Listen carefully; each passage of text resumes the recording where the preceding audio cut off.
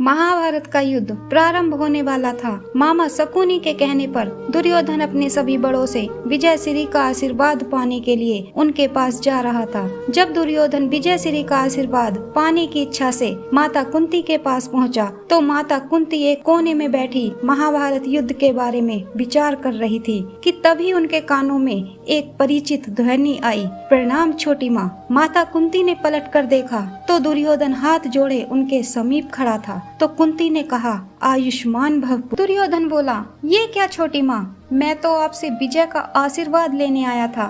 तब कुंती मुस्कुराते हुए बोली, क्या यह आशीर्वाद तुमने अपनी माता से ले लिया है पुत्र? दुर्योधन ने कहा, नहीं छोटी माँ, वो आपके आशीर्वाद देने से पहले मुझे आशीर्वाद कभी नहीं देंगी। कुंती बोली, तो क्या तुमने पितामह से यह आशीर्वाद ले लिया है पुत्र? दुर्योधन ने कहा, वो तो मेरी सेना के प्रधान सेनापति हैं छोटी माँ, मैं इसी को उनका आशीर्वाद समझता हूँ। कुंती ने पूछा, तो पुत्र आचार्य द्रोण और कुलगुरु कृपाचार्य ने तुम्हें यह आशीर्वाद दे दिया है? दुर्योधन ने कहा, ये दोनों भी मेरी सेना के सेनापति में से ही हैं। तब कुंती ने पूछा, और विदुर से पुत्र? इस पर दुर्योधन ने कहा, वो मुझे ये आशीर्वाद कभी नहीं देंगे छोटी माँ, क्योंकि वो मेरी विजय चाहते ही नहीं हैं। महामंत्री विदुर मेरे हितैषी नहीं है छोटी माँ। क्या आप भी मुझे काका विदुर की भांति विजयश्री का आशीर्वाद नहीं देंगी? यह सुन माता कुंती ने कहा, हे पुत्र, विदुर को तुमसे कोई व्यक्तिगत आपत्ति नहीं है, लेकिन हाँ, यदि तुम हस्तिनापुर के विरोधी हो तो फिर वो तुम्हारा साथ कभी नहीं देने वाले, क्योंकि उन्होंने अपना संपूर्ण जीवन हस्तिनापुर की सेवा में ही लगाया है। वे हस्तिनापुर के हितैषी हैं पुत्र, और तुम्हारे भी हितैषी हैं पुत्र।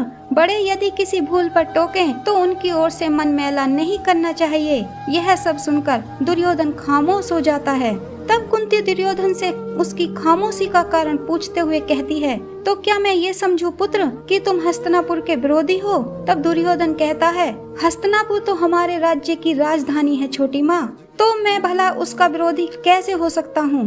तब कुंती कहती है, हस्तिनापुर केवल राजधानी नहीं है वत्स, यह नगरी तुम्हारी ज्येष्ठ माता है पुत्र, उसे केवल राजधानी समझने की भूल न करें। इस नगर के द्वार पर माथा टेक कर विजयश्री के आशीर्वाद की भीख मांगो, लेकिन हे पुत्र, तुम्हारी छोटी माँ के पास तुम्हारे लिए आशीर्वाद नहीं है।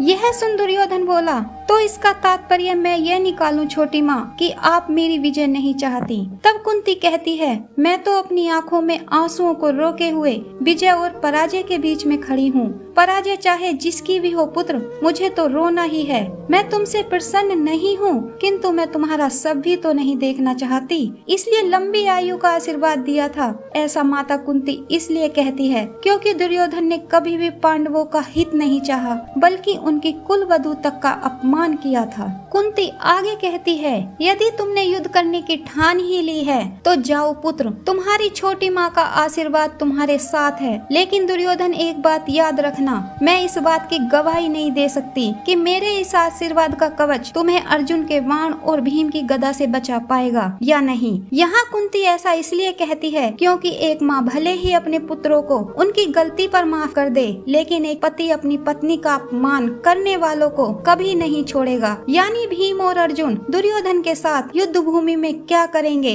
इसका दुर्योधन को अंदाजा भी नहीं था। मित्रों, ये छोटा सा प्रसंग हमें बहुत बड़ी सीख देता है। दुर्योधन महाभारत का सबसे बड़ा अभिमानी व्यक्ति था, फिर भी वो माता कुंती से आशीर्वाद लेने क्यों आया? क्योंकि मामा शकुनी ने उसे सबके पास आशीर्वाद के बहाने उनका मन टटोलने के लिए भेजा था कि जाओ देखो कौन तुम्हारे साथ है और कौन नहीं है। लेकिन यह प्रसंग एक बात तो सिद्ध करता है कि बड़ों के आशीर्वाद में बहुत बड़ी ताकत होती है। पांडवों को सभी ने विजयश्री का आशीर्वाद दिया था, लेकिन दुर्योधन को माता कुंती के अलावा किसी ने भी विजयश्री का आशीर्वाद नहीं दिया था। ये कुंती का बड़प्पन था, लेकिन आशीर्वाद फलीभूत होगा या नहीं, यह आपके कर्मों पर ही निर्भर करता है। पांडव हमेशा से ही धर्म के पथ पर थे, इसलिए वे विजयी रहे, और दुर्योधन आरंभ से ही अधर्मी था, इसलिए उसे माता कुंती का आशीर्वाद भी नहीं बचा पाया। यहाँ शकुनी की कुटिलता भी दिखती है। उसने जानबूझकर दुर्योधन को